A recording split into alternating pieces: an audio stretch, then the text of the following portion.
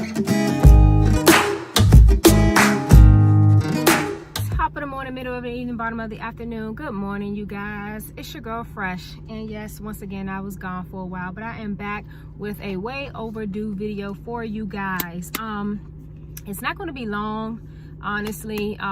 Today is just going to tell you guys about my interview with Davita.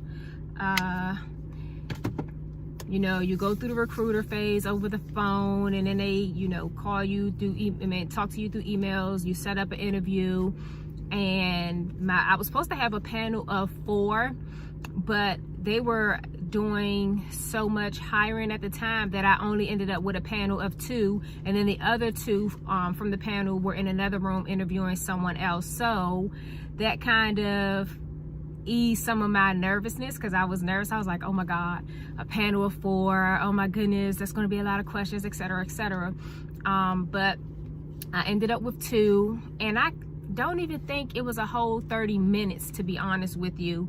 They asked like just situational questions. What would you do if this, or tell me about a time that this happened. You know, they're looking for scenarios where, you know, something happened and how you handled it and what was the end result type things, which most jobs nowadays are doing situational or behavioral questions.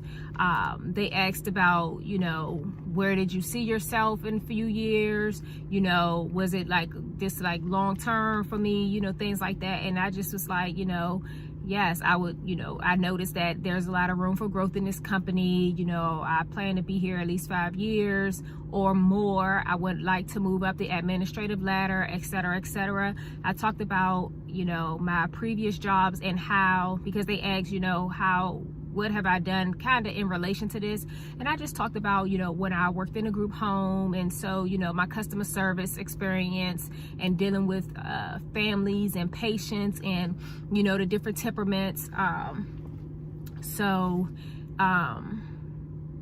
They ask questions, and then for your part, you need to also make sure you ask some questions. You know, ask questions about the company. Go on the internet, research it, find some questions you can ask. You know, why they're still there. You know, ask them. You know, find something to ask them so they'll know that, you know, you're engaged and you're interested. They want to know that you like care about what you're doing and for the people that you're serving, because I mean, listen, you're going to be here for about 10-11 hours a day, so you're going to be dealing with these people all day, every other day, etc., etc. What else? Blah, blah, blah, blah, blah. To be honest, yeah, it really stayed around situational questions. They asked me, I think they had a paper, I would say it was probably like 10 questions. And do not be afraid to, if you want them to skip and go to another question and then come back to it, or if you need an example, you know, definitely say so. You know, there's nothing wrong with that. There's nothing wrong with going back, you know, to answer something after you had put some thought into it. Be confident. You know, express that you're, you know, open to learning and always trying to grow and learn more, you know, things like that. You know, they ask you, can you work the long hours? They tell you about it a little bit, and I would say use that time to ask as many questions as you can about it, just so you can get a better understanding.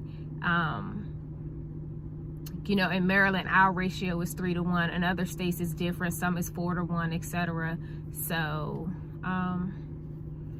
yeah, I don't want to try to extend this video because I got nothing else. Like, it really was just that, you know, what would you do if a patient was yelling, or what would you do if a patient wasn't showing up to treatment? Tell me about a time when, you know, a patient was acting irate or something. So just those type of questions. So, you know, just prepare yourself in that manner. And remember, I had no experience coming in here, and I'm here now, you know, so I showed that I cared. I have previous healthcare experience. I want to grow in this company. There's a lot of potential in this company. I plan to be here a long time. And even if your goal 5 years from now is to own your own business, it's okay to say that. you know, because that's your goal. But right now, these are steps to getting to your goal. You know, if you're here 1 or 2 years, to me, that's a sign of longevity in this time and age. You know, a lot of people back in the day, it used to be about having longevity on jobs. Now it's just more so putting in your couple of years, 2 to 3 years, and then on to the next job, trying to excel and just grow. So be confident. You know what you know. What you don't know, they will train you on. And dress for success. Please do not be going into interviews with some jeans and a t-shirt on. Please put on some slacks, a suit, a tie, you know, be professional. Because I've seen some people go into interviews and, you know, jeans and t-shirts, and to me it's just like, you know, be a better representation of yourself. You know, it's what, an hour out of your day that you have to dress up. So just put the effort in, put the time in, and go get it. Okay? That's all I have. You guys know you can always ask me questions in the comments. But until next time, good luck.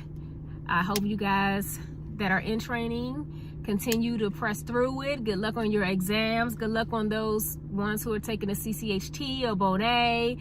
And just good luck in general. Stay strong, and remember, we give life. Okay? Bye.